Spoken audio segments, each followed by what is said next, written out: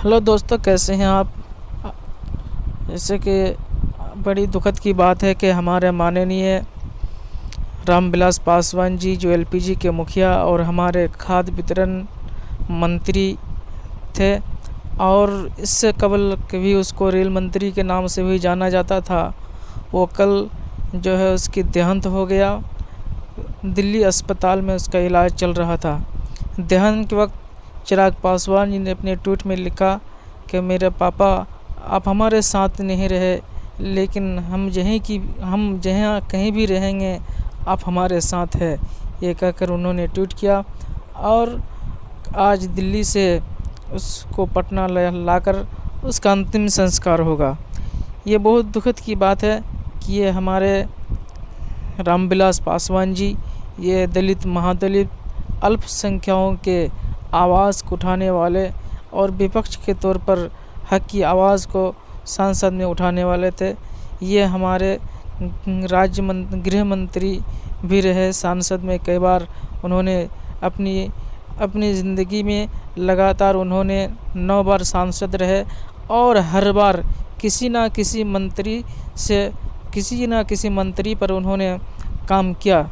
हमारे रामविलास पासवान जी बीपी सिंह से लेकर के हमारे प्रधानमंत्री नरेंद्र मोदी तक 6 प्रधानमंत्री के साथ उन्हें काम करने का मौका मिला। और उनकी ये मेहनत और उसकी हिम्मत और उसकी ये कह लीजिए कि मेहनत की वजह से हम रामविलास पासवान जी यहाँ तक पहुँचे। उसकी डेट पर, उनकी निधन पर हमारे प्रधानमंत्री जी ने ट्वीट किया और कहा कि हमारे रामविलास पासवान हमारे साथ नहीं रहे।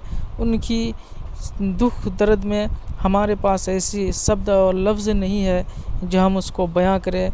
हालांकि वो उसकी निधन में हमारे देश के लिए एक शून्य है, यानी उसकी भरपाई करने के लिए हमें बहुत वक्त लगेगा। हमारे लालू प्रसाद यादव ने ट्वीट किया और कहा कि हमारे 45 साल के ये दोस्त आज हमारे साथ नहीं रहे, जो हमारे देश के युवाओं, पिछड़े, दलित, महादलित और अल्पसंख्यकों की आवाज़ को बुलंद करने वाले थे।